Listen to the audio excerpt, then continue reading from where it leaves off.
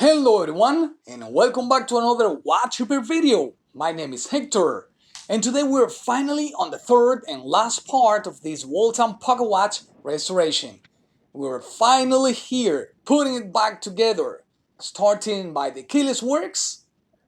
I like putting grease here because there is a lot of friction with high torque.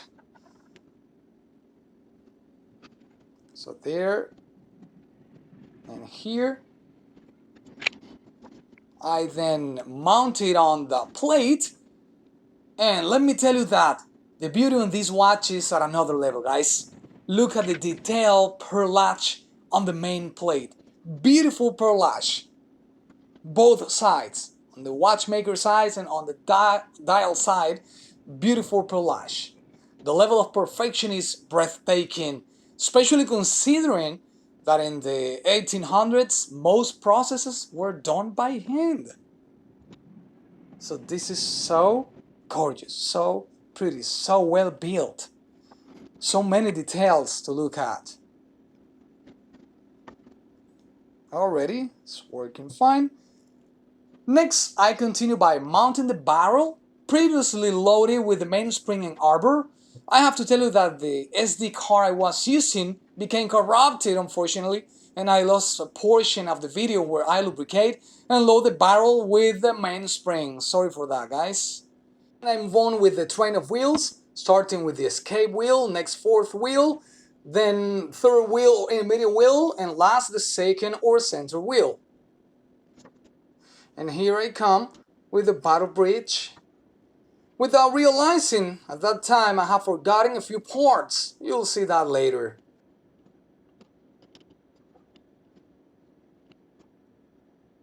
Two screws holding the barrel bridge.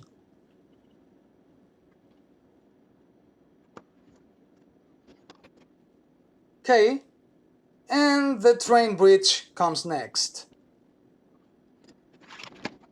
And two other screws. There we go.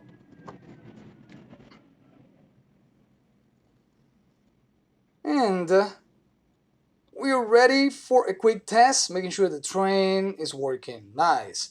Now I'm going to oil the train. I use two types of oil for the train. They are Mobius 9010, which is light viscosity for the escape wheel and fourth wheel, and HP 1300 for the intermediate and center wheels. Oil is used to lessen the effect of friction as much as possible. For that reason, we have to take into account two factors: speed and torque. The escape wheel and fourth wheel move at a high speed and a very low torque, so a light oil is best option. On the other hand, the intermediate and center wheels move slower but with a higher torque. For that, a thicker oil is a lot better.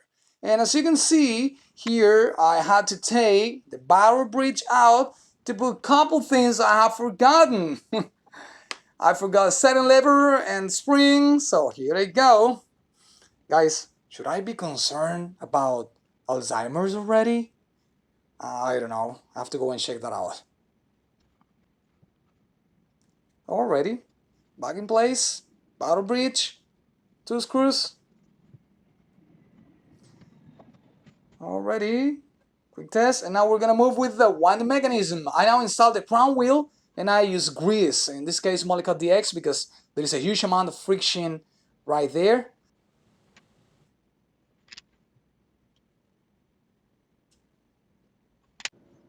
Then I move with the click and click spring.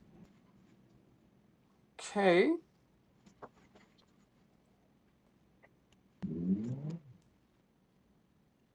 Everything looks fine. The ratchet wheel. And helping here. There we go.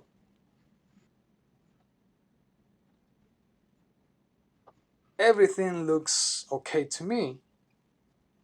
So we're gonna do a quick test in a moment. Here we go. Let's do a quick test. Okay, so everything looks just fine. Moving on with the pallet fork and its bridge. Pallet fork extremely delicate.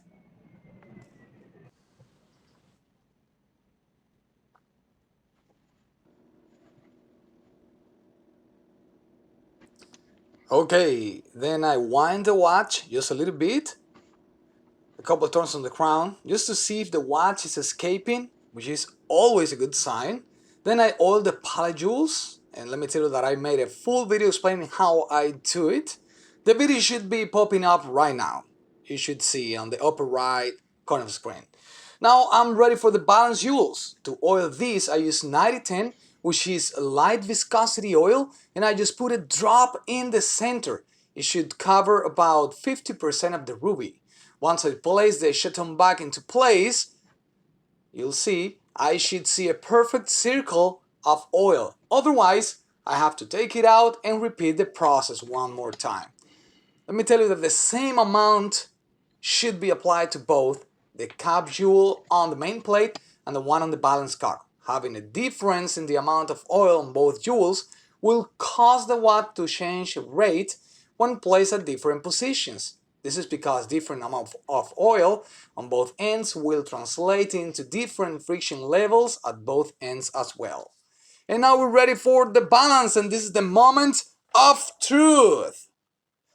We'll see if all the effort will render any result, and there we go, off it goes. Let me tell you guys, this is a very excellent movement. It has 17 joules, it's been adjusted for temperature, position, and I think I read on Pocket Watch Database website, this beauty was also adjusted for isochronism, which is done when vibrating the balance spring to prevent fluctuation of time when the main spring goes from wind up to wind down. Now on the dial side, we will have just few parts, the cannon pinion, the minute wheel, the hour wheel, and the dial watcher, and that's it. Dial side, very few components. The hour wheel and the washer. Now on the dial, cleaning the dial is very simple because of the enamel finish, so just some water and a cotton swab will do the magic. Nothing else is required unless the enamel is broken, but in this case it's in pristine condition. And it's about time that we get this beautiful dial and put it on the main plate. There we go. We have to secure it on the main plate using the dial fit screws on the side of the plate, as you see right now. There are 3 of them. We can't go crazy here because these are very tiny screws. Okay, just touching up with Rodico. Beautiful. And ready for the hands. I start by the second hand, which is mounted on the 4th wheel, longest pivot. Then the hour hand. And here you're gonna see that we have a problem. The hour hand will be dragging against the dial, as you see. We saw that on the first part of this restoration. So how to fix it? Well, for this I use a piece of paper, slide it under the hand and gently pull up like this. There we go. Let's do a full rotation. And I'm ready for the minute hand. I have to make sure I align both at 12. Let me tell you, I've seen some videos where people place hands at any position.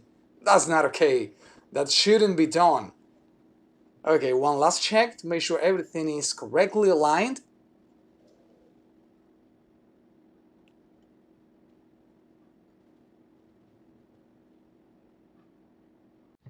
And ready with the case. I won't go crazy here with the case. I'm just removing the old DNA and grease, and that's about it.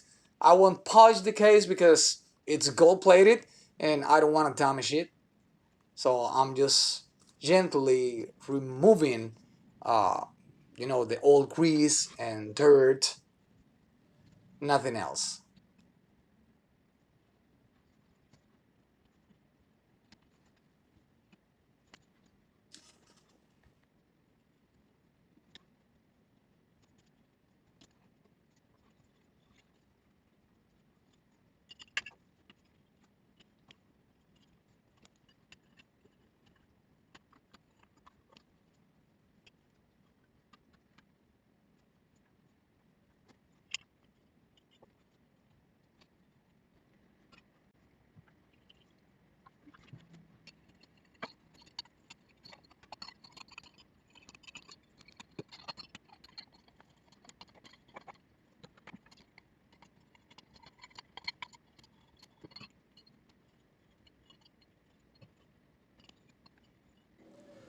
Finally, the movement goes back in the case and I secure it with a screw, as you can see right now.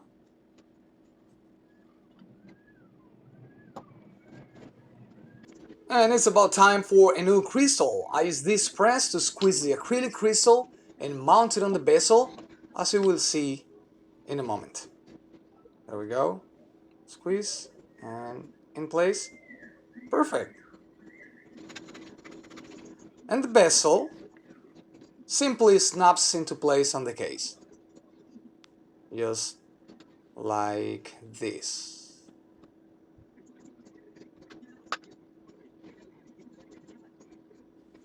Now the Timegrapher will tell us the quality of the service. There we go. We see a rate of plus 70 something minutes per day, which is easily adjustable by moving the regulator pin. Now the amplitude is less than 200, and I know that it should be above and not under 200s, but I did not change the main spring, which explains why you see a low amplitude. This mainspring easily has more than 100 years, so let's give it a break. Bit error is under 1, so it's good, it's okay. I'm going to regulate the watch to make it run as close to 0 seconds a day as I can possibly do. Now let me make a pause to tell you that immediately after service, I didn't throw the watch on the Timegrapher. I let it run for a couple days and then I regulate it. Trying to regulate a watch immediately after service is a waste of time. I already explained this on one of my other videos. The new lubricants on the movement should be allowed at least 24 hours to find its permanent place. During the first 24 hours after service, all parameters are going to be all over the places. Okay, now this beauty is running almost perfect. It's not losing or gaining more than a couple seconds a day. That's pretty impressive, you see.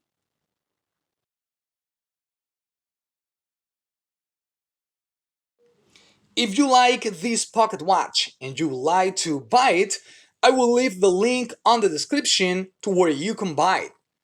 Thank you so much for watching. If you like this video, please give us a thumbs up, comment, share, and subscribe.